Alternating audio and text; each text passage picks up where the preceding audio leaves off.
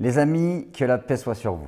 Halal ou haram, licite ou illicite? Cette question hante, pollue, paralyse l'esprit de beaucoup de musulmans. Cette question est même souvent utilisée à des fins de manipulation des masses. Dans cette vidéo, j'aimerais partager avec vous une idée forte. Je pense que nous avons besoin d'entamer une réforme par rapport à ces questions de jurisprudence et dans cette vidéo, j'aimerais vous en parler, alors restez avec moi. Pour commencer, j'aimerais dire qu'à titre personnel, je n'ai aucun problème avec les obligations religieuses et les interdictions religieuses. Il n'est pas question dans cette vidéo de dire qu'on devrait extirper de la religion les obligations et les interdictions. Dans cette vidéo, il est question de dire que les obligations et les interdictions, tant qu'elles sont vraiment religieuses, alors il n'y a aucun souci. Mais lorsque les interdictions et les obligations sont imposées par les hommes et qu'elles ne sont pas forcément religieuses, c'est là que ça peut poser problème. Ça peut poser également problème lorsque on réduit la religion à des obligations et à des interdictions et qu'il n'y a plus la question du sens, la question de la spiritualité, la question des valeurs et ainsi de suite. D'ailleurs, on peut voir, quand on lit les livres d'histoire, que les premiers savants étaient très prudents par rapport à cette question de haram. Ils ne se précipitaient pas à dire des choses nouvelles qui se présentaient à eux, qu'elles étaient haram. Ils étaient beaucoup plus mesurés et nuancés. Ils disaient par exemple, cette chose-là, je ne l'aime pas, je ne pense pas que c'est une bonne chose et je vous invite à vous en éloigner. Mais il ne disait pas automatiquement que c'était haram. Or, aujourd'hui, on peut constater qu'au fur et à mesure de l'histoire, si un savant n'aime pas une chose ou il ne comprend pas une chose, ça devient automatiquement haram. On peut le voir par exemple avec l'apparition de la télévision. La première chose qui vient, c'est haram. L'apparition par exemple du bitcoin, eh bien tout de suite, c'est nouveau, on ne connaît pas trop, haram. Et quand on voit les explications qui sont données, ça ne paraît pas très pertinent. Et il faut qu'un conseil de savants se réunisse avec des financiers dans des pays, par exemple, qui ont décidé d'utiliser le bitcoin pour avoir des fatwas qui disent que non, finalement, ce n'est pas forcément illicite. Je me rappelle de ce récit que j'avais pu trouver dans une thèse de doctorat où un cheikh expliquait que le robinet, lorsqu'il est arrivé dans certains pays du Maghreb notamment, eh bien, les gens ont commencé par dire qu'il était haram. Pourquoi? Parce que le robinet remettait en cause une profession et une habitude culturelle, puisqu'il y avait des gens qui avaient pour profession de ramener l'eau à la mosquée pour les gens. Et ils étaient payés pour cela. Donc le robinet remettait en cause leur profession et les habitudes de certains pays. Et donc certains savants ont dit le robinet est haram. Dans l'Empire ottoman, qui suivait le madhab hanafite, ils n'avaient pas les mêmes pratiques et ils ont accepté plus facilement le robinet. Et donc le robinet porte encore le nom de al-Hanafi, c'est-à-dire le nom du madhab qui a autorisé le robinet. Donc vous voyez bien que ces histoires de halal haram, très souvent, il y a la touche humaine, c'est-à-dire il y a l'imperfection humaine qui peut se mêler à la perfection religieuse et finalement déformer la religion. On va rendre licite ce que Allah n'a pas rendu licite et on va rendre illicite ce que Allah n'a pas rendu illicite. Et dans les deux sens, c'est quelque chose de très mauvais. D'ailleurs, Allah dans le Coran nous dit dans la sourate 16 « Et ne proférez pas des mensonges avec vos langues en disant ceci est halal et ceci est haram ». Et je rappelle également que dans la religion musulmane, il n'y a pas que le halal et le haram. Il y a ce qui est permis, il y a ce qui est déconseillé, il y a ce qui est recommandé. Donc il y a de la nuance, mais on a l'impression que l'esprit musulman il a été réduit à halal, haram. Enfin, j'aimerais rappeler une chose extrêmement importante. C'est que dans les choses qui ne sont pas en lien avec la religion, c'est-à-dire dans les choses de la vie mondaine, manger, s'habiller, dormir, les fêtes, etc., eh bien la règle est que tout est autorisé jusqu'à preuve du contraire.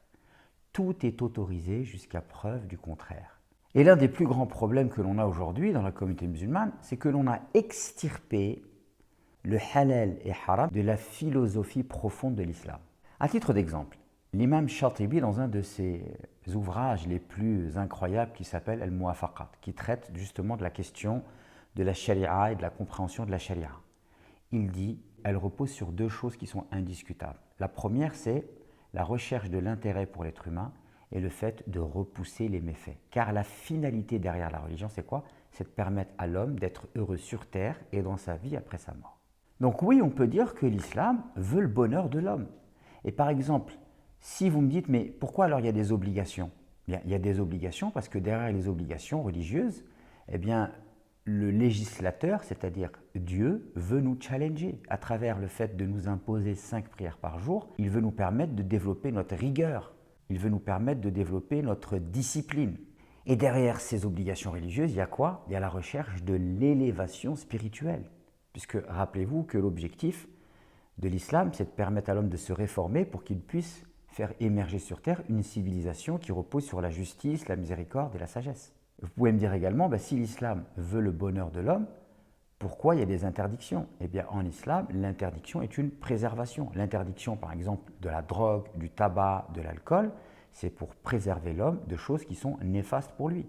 Donc ça, c'est très important à comprendre. Les obligations en islam et les interdictions ne sont pas là parce que le législateur veut la dureté ou parce que le législateur veut faire souffrir l'homme. Non. D'ailleurs, Allah le dit, il veut pour vous la facilité. Allah veut une religion souple et une religion facile. Et c'est avec ces trois éléments qu'on arrive au bonheur. C'est-à-dire, ma religion, elle est simple à pratiquer, elle est facile, mais en même temps, elle me challenge pour que je puisse m'élever spirituellement parlant, et en même temps, il y a quelques interdits pour me permettre de me préserver de choses qui sont extrêmement néfastes. Par exemple, l'alcool. Vous savez qu'en France, il y a à peu près 73 000 personnes qui meurent par an à cause de l'alcool. Et en plus, ce chiffre-là, il pourrait même être gonflé peut-être, parce que c'est difficile à évaluer. Et ça fait 8 morts toutes les heures en France à cause de l'alcool. Donc, vous voyez bien que l'interdiction de l'alcool, ça permet quand même de se préserver de choses qui sont extrêmement néfastes. Il y a un grand savant qui s'appelle Ibn al-Qayyim al-Jawziyya qui a écrit un livre remarquable. Ce livre, il traite notamment de ce qui relève de la fatwa, c'est-à-dire celui qui va donner des avis religieux. Eh bien, Ibn al-Qayyim a écrit un livre en plusieurs volumes pour essayer d'aiguiller les savants qui vont donner des fatwas. Et il leur dit quelque chose d'incroyable. Il leur dit la voie qui mène vers Dieu, la religion, la sharia, elle repose sur 4 choses. La première, la justice. La deuxième, la miséricorde. La troisième, la sagesse, le bon sens. Et la quatrième, la maslaha, la recherche de l'intérêt pour l'homme. Et donc là, en fait, vous avez 4 critères qui peuvent vous permettre d'évaluer en fait ce qu'on vous apporte comme information. On vous apporte une information pour vous dire ça c'est halal, haram. Vous pouvez vous dire est-ce que c'est juste? Est-ce que c'est miséricordieux? Est-ce qu'il y a du bon sens? Est-ce que ça va dans le sens de l'intérêt de l'homme? D'ailleurs, on peut voir que les premiers juristes, ils ont fait émerger un certain nombre de règles qui vont dans ce sens-là. D'ailleurs, ces règles-là sont des règles qui sont issues du Coran. Il y a ce qu'on appelle al-qawa'id al-fiqhiyya, c'est-à-dire les règles de jurisprudence qui sont utilisées par les juristes pour aiguiller les croyants. Par exemple, il y a une première règle qui dit « la difficulté entraîne l'allègement ». Ça veut dire que si un musulman il est dans une difficulté, on va lui alléger les choses. À titre d'exemple, si par exemple une personne, pour elle, faire le jeûne du mois de Ramadan, c'est compliqué pour sa santé, on va lui alléger les choses. On va lui dire, les jours où tu es malade, tu n'as pas à jeûner, tu peux rattraper après. Ou alors si ta maladie elle est chronique, elle ne te permet pas du tout de jeûner, l'allègement c'est que tu ne vas pas jeûner, mais tu vas pouvoir compenser en nourrissant un pauvre. Une autre règle par exemple, c'est que l'obligation est liée à la capacité. Par exemple, prier debout est une obligation pour les prières obligatoires, mais si tu ne peux pas prier debout parce que tu es malade, alors à ce moment-là, tu peux prier assis et ta prière est valable. Pourquoi? Parce que cette obligation de prier debout ne s'applique pas à toi dans la mesure où tu n'as pas la capacité d'assumer cette obligation. Troisième règle juridique, il y en a d'autres, mais je vous en cite que 3 là, pour vous montrer l'esprit et la philosophie du droit musulman. Si tu es dans un cas de force majeure, alors tu peux utiliser l'illicite. Je me rappelle quand j'étais petit, on nous disait souvent cela, si tu es dans le désert et que tu n'as pas à boire, tu n'as pas à manger, et la seule chose que tu aurais à manger pour survivre, c'est de manger du porc, alors tu as le droit de manger le porc pour assurer ta survie sans excès. Je rappelle que toutes ces règles sont tirées du Coran. Par exemple, pour la dernière règle, elle est tirée du verset où il est dit que si une personne elle est invitée à insulter le prophète ou à renier la religion sous la contrainte, on lui dit « tu renies la religion sinon tu meurs », et qu'elle le fait, mais que son cœur reste dans la foi, alors on ne lui en tient pas rigueur. D'accord? Parce que c'est un cas de force majeure. Et là, on voit à la fois l'intelligence du droit musulman, son adaptabilité et sa miséricorde, sa souplesse et sa facilité. Alors je dis tout ça, mais on pourrait très bien me dire, comment se fait-il alors qu'on a des fatwas complètement délirantes? L'interdiction du bonhomme de neige, l'interdiction de jouer aux échecs, l'interdiction d'aller au cinéma, l'interdiction, par exemple, pour la femme de conduire en Arabie Saoudite, même si ça a été changé, ces derniers temps, l'interdiction de porter un pantalon, des choses comme ça pour la femme. Enfin bref, pourquoi on a des fatwas complètement délirantes?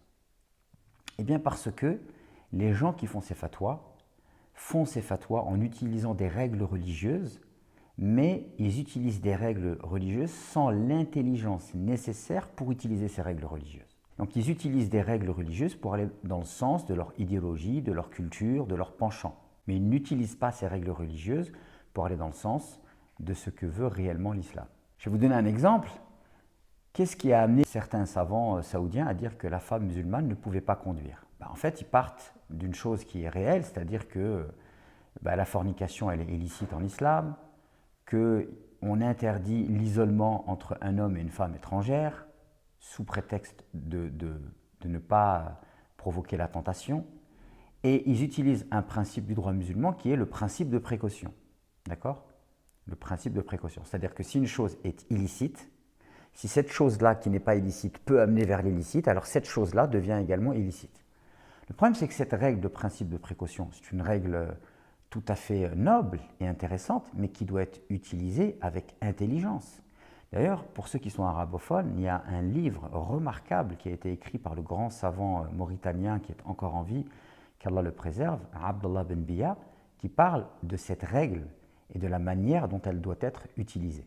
Si cette règle est mal utilisée, alors sous prétexte de principe de précaution, on va avoir tendance à tout interdire. Et du coup, on risque de déformer la religion musulmane qui se veut souple et facile, parce qu'on va projeter nos propres psychoses, nos propres peurs dans les choses qui se passent dans la société. Et donc on va dire, oh là là, les femmes c'est un danger, comme c'est le cas en Arabie Saoudite, où il y a une vision très patriarcale, très archaïque de la femme, on en fait un danger, on en fait un problème, on fait un problème de la féminité, c'est-à-dire que la femme ne doit même pas montrer son visage, d'accord? Eh bien, tout va devenir problématique et du coup, on va utiliser des règles de la religion, mais non pas pour aller dans le sens de la religion, mais pour aller dans le sens de la destruction même de la religion, parce que ça cause énormément de tort à la religion, ce genre de règles et ce genre d'approche. Donc, je rappelle que la règle, c'est que tout est autorisé jusqu'à preuve du contraire, et l'idée que tout est dangereux et donc il faudrait tout interdire pour éviter d'aller vers le haram, ça c'est une déformation humaine. Maintenant, la règle, le principe de précaution, quand elle est utilisée intelligemment et qu'en fait elle s'intègre dans une architecture de règles dont on a conscience, elle s'intègre dans une vision globale de ce que c'est que l'islam, eh bien alors on sait utiliser les règles avec intelligence et avec sagesse tout simplement. Donc pour terminer, ce que je dirais, c'est que je vous invite à être très vigilant par rapport à ces questions de halal haram. Je vous invite à ne pas prendre tout pour argent comptant. Je vous invite à écouter les savants qui sont dans votre pays, c'est toujours mieux.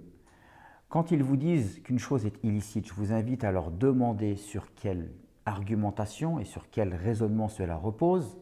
D'accord? Si vous entendez le contraire, je vous invite à poser la question à ceux qui défendent l'avis contraire sur quelle argumentation et sur quel raisonnement cela repose pour pouvoir vous faire un avis en toute sérénité. Et à un moment donné, il faudra choisir. Et ce choix, il doit se faire en toute sincérité. Donc, usez de votre intelligence et vous pouvez prendre les 4 repères qu'a donné Ibn al-Qayyim al-Jawziyya. Posez-vous la question de savoir, est-ce que cela est juste? Est-ce que cela est miséricordieux? Est-ce que cela est sage? Est-ce que cela va dans l'intérêt de l'homme? Je vous invite aussi à vous centrer sur la spiritualité, car les questions qui touchent au droit musulman sont devenues tellement nombreuses que finalement ça nous détourne de l'essentiel de notre religion. Notre religion, c'est comme un puzzle, il y a plusieurs aspects. Il y a l'aspect du halal haram, mais on ne doit pas réduire la religion au halal haram, comme on ne doit pas exclure cette question du halal haram du puzzle religieux. Si ce que je viens de développer vous intéresse et que vous avez envie d'aller plus loin, eh bien sachez que j'ai une plateforme de formation qui contient des centaines d'heures de cours dans plein de sujets différents. Et donc si vous êtes intéressé, je vous invite à checker le lien en barre d'infos. J'espère que cette vidéo vous sera profitable et je vous dis à très vite pour de nouvelles vidéos.